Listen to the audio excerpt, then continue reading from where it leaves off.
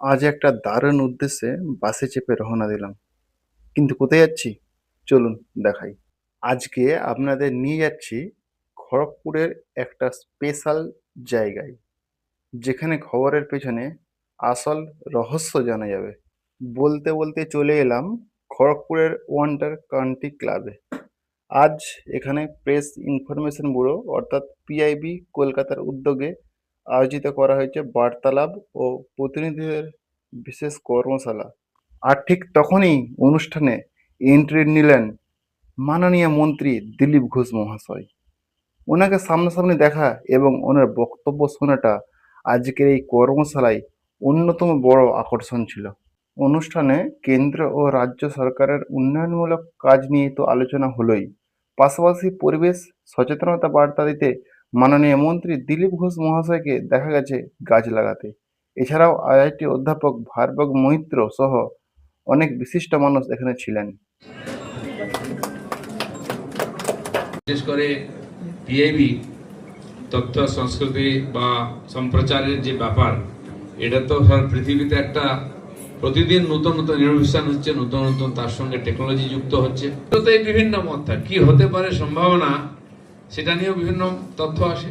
আর হওয়ার পরেও যে তথ্য আসে সবার তথ্য এক থাকে না, হয় তার দেখার ভুল বা পরিবেশন করার ইচ্ছাকৃত ভুল, তার জন্য আমরা ঠিক তথ্য পাই না। ঠিক তথ্য পৌঁছে দেওয়ার একটা চ্যালেঞ্জও বটে। এখন তো কম্পিটিশন এত হয়ে গেছে, কে কত তাড়াতাড়ি খবর পৌঁছে দেবে, স্পটে না পৌঁছেই খবর বলা শুরু হয়ে যায়।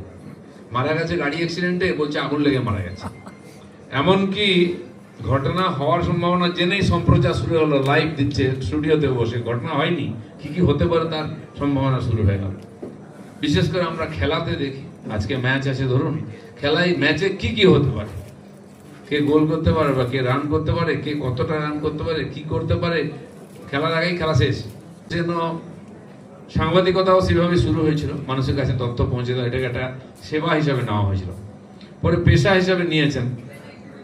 এবং যেটা ডাক্তার সাহেব বললেন যে পাশ্চাত্য জগতের মধ্যে লোককে তথ্যকে নিজের মতো করে সম্প্রচার করা, সংবাদকে, এটা তাদের মধ্যে তথ্য খুব একটা আগ্রহ থাকে, ইচ্ছা, বা এটা তাদের প্রকৃতি ধরতে পারেন, চরিত্র। সেজন্য জার্নালিজমের মধ্যে ইয়েলো জার্নালিজম বলে একটা কথা আছে।